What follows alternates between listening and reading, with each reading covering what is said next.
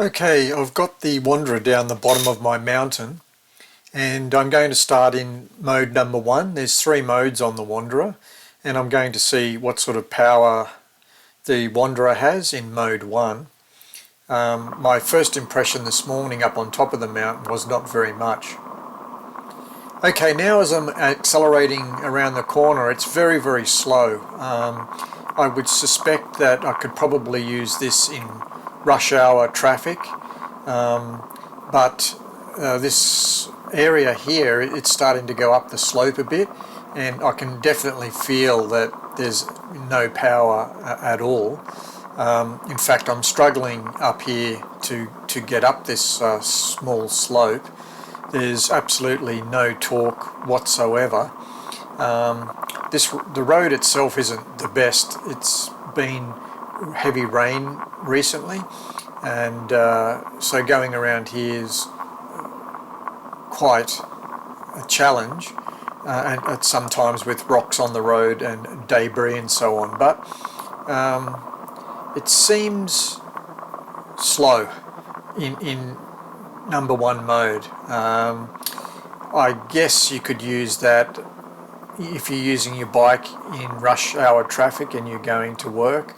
A lot of cars and you're stopping and starting and you're going, probably 10 kilometers an hour. Okay, I'm going to stop and I'm going to put it into mode number 2, see if it's any difference. Yeah, straight away, yes, there is a difference. It definitely does make a difference between mode 1 and 2. I'm just up this hill anyhow. Definitely there's an increase in torque. It's still not great, but it's okay. I'm able to get around the corners and up this hill okay.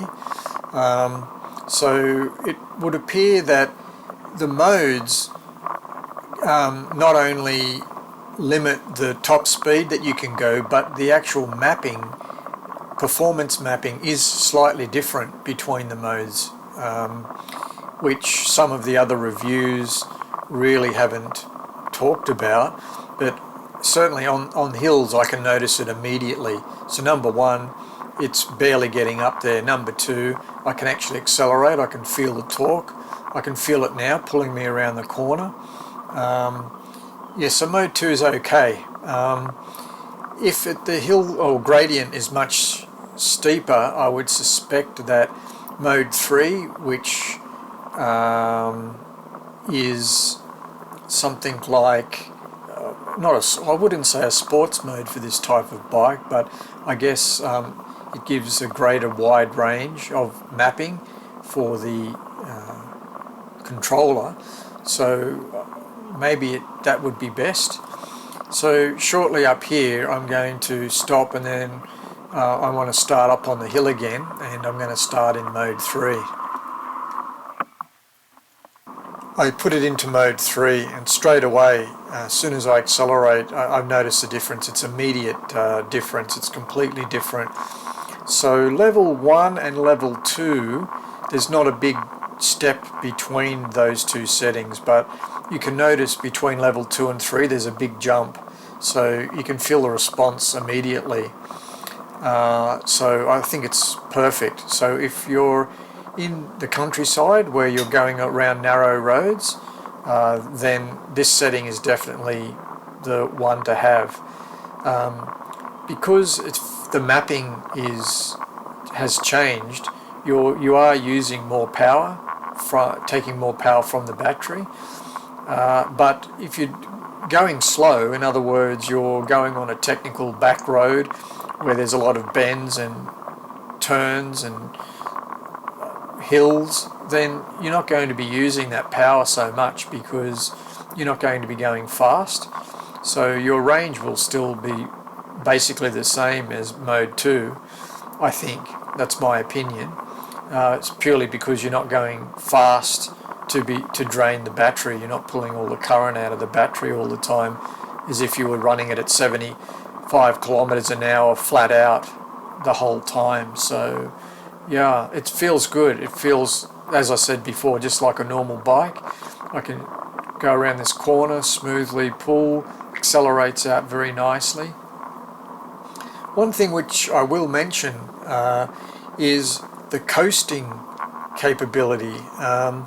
This bike doesn't have regen braking or dynamic braking, which in some ways is not very good given that it's an electric bike, and most electric vehicles do have some form of electronic or electric dynamic braking. Having said that though, the coasting, when you decelerate along a flat area, or certainly down a hill, there's no resistance at all from any of the parts. So it just rolls and continues to roll without any effort whatsoever. For example, here I'm just crossing the state border, and now I'm just on the downhill slope.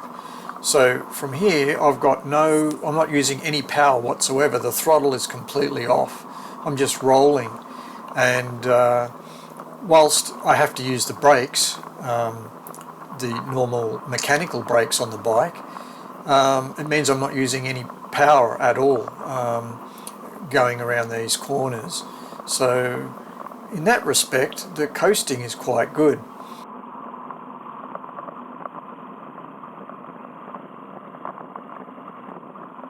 After riding for a while, I'll just go around this bend here, I've noticed that the handlebars are slightly forward, so the position is a little bit uncomfortable. My arms are completely straight. Normally when you're riding a bike, your elbows are a little bit bent. So when I get back, I'll just adjust the handlebars. Height-wise, they're fine. They're a large or high riser type bar, so it doesn't feel cramped at all. They're quite a nice bar. The width is excellent. The grips feel good. The levers are in the right position. It's just a matter of tilting the bars back. Not very much, I would say about 15 millimeters to 20 millimeters. No, 20 millimeters is too much, so 10 to 15 millimeters, and that would be perfect.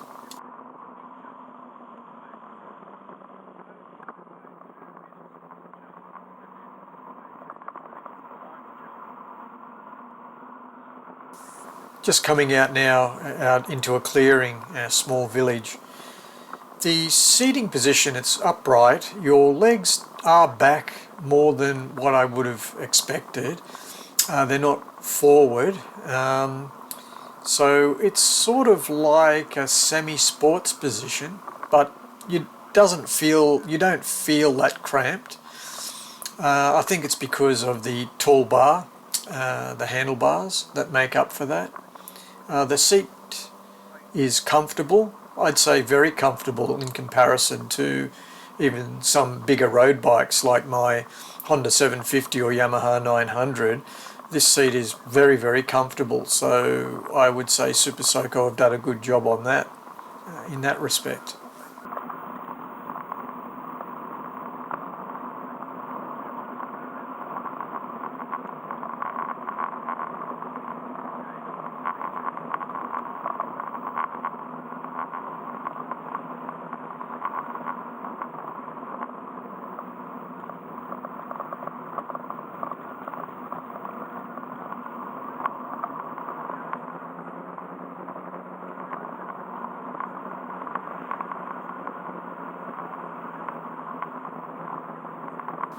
Just coming up to a straight around this bend, it's easily pulling. At the moment I'm doing about 50 kilometers an hour, and it's just sitting there quite happily.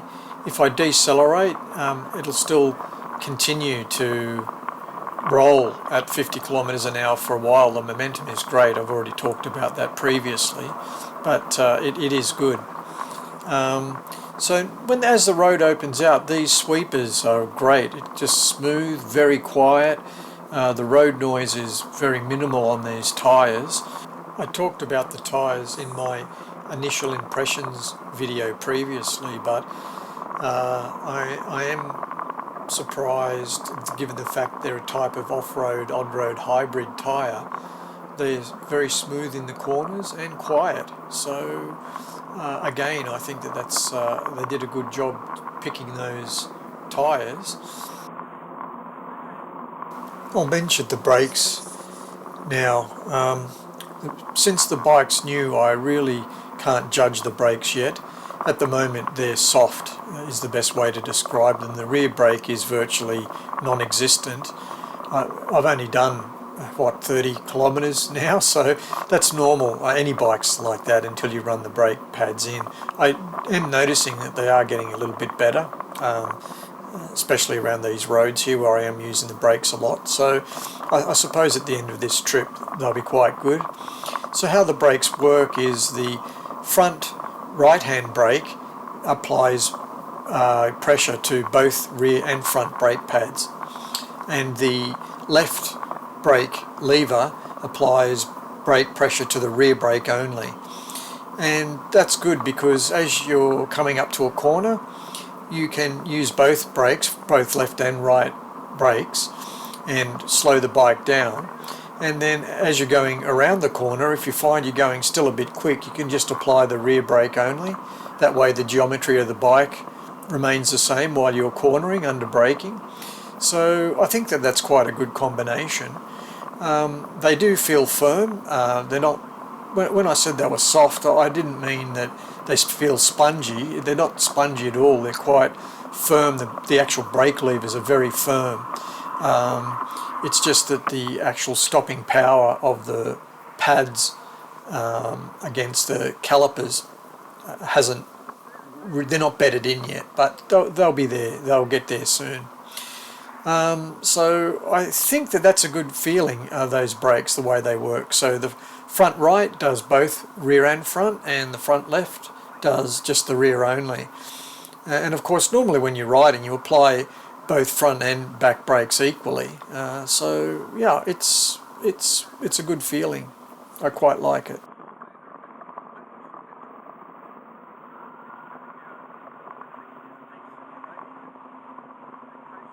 Just coming down this hill, as I've previously spoken, I've got no acceleration. I've just got the throttle fully forward, and the bike's just coasting down here.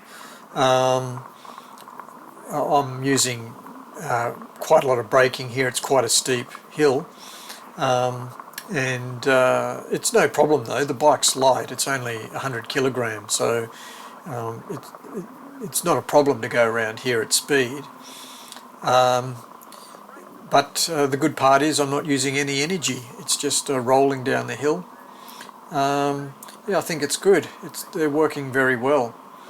The brakes are definitely getting better. I notice now the rear is starting to grip a little bit more. So yeah, it'll be good soon. It's a bit dangerous around these narrow corners. The cars come flying around there. That's why there's so many curve mirrors, so we can see the cars coming around these blind corners. But the bike's going well. Definitely mode 3. I think I'll get some super glue and just permanently glue the bike and leave it in mode 3 forever. But seriously, when you get a chance to ride a Wanderer, have a look at mode 3 rather than just put it in mode 1 and see how fast you can go and then put it in mode 2 and do the same. Try just feeling the response of the bike in mode 1 and then mode 2, and then feel the difference between modes 2 and 3, the step up at slower speed and accelerating. So you really do notice it. Yeah, there's more cars coming along this road here. I just have to take it a bit easy around some of these corners here. It's a little bit like the back way of the Isle of Man. Coming around here, you have the shadows and then the sunlight, and sometimes it's a bit hard to see. But yeah, the bike's rolling well. It's going good. The good thing about it is the motor's so quiet you can actually hear the cars coming. I mean, you have a helmet on, so that does isolate some of the sound, but if you have your visor open, you actually can get a lot of sound in. You can hear the birds in the trees and things like that as well. It's quite amazing.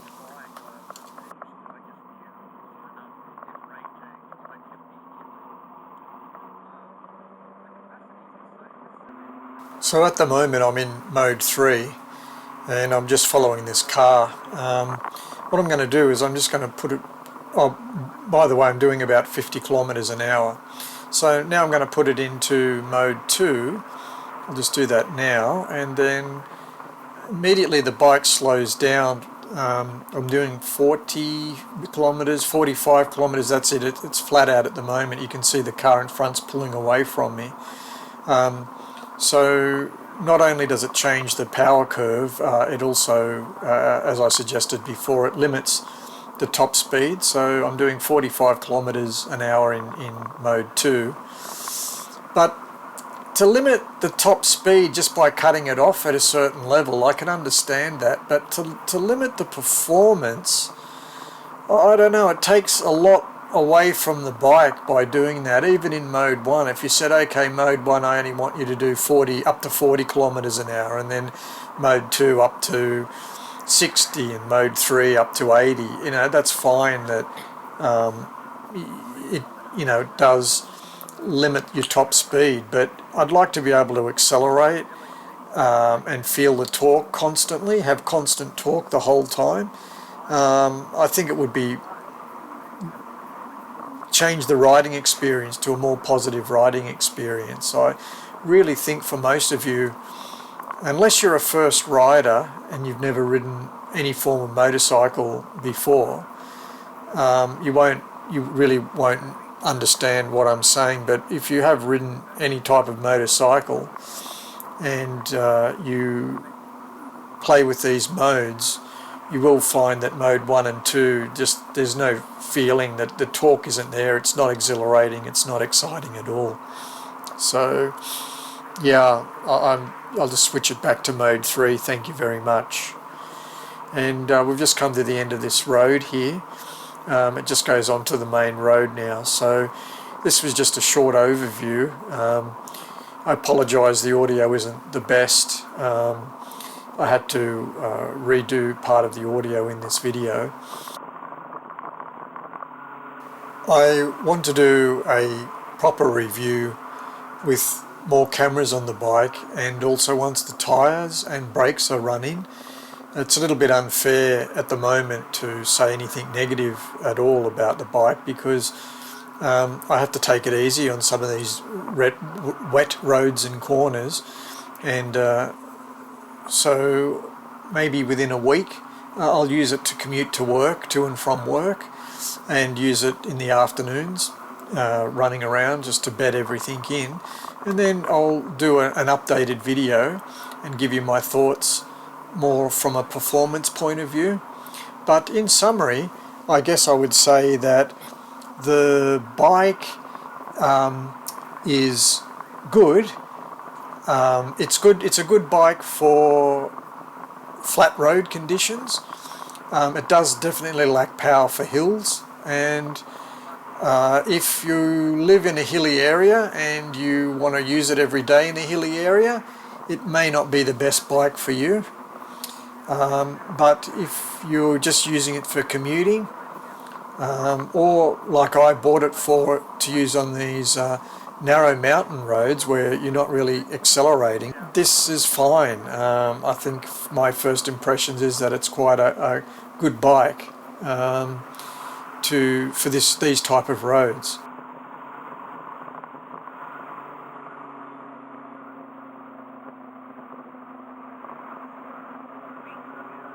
Just regarding the battery, when I first started they were 95% charged, almost 100%. I've done 50 kilometers and there's about 40% remaining now. This bike has two batteries, A battery and B battery, and they're both in parallel, so they work together.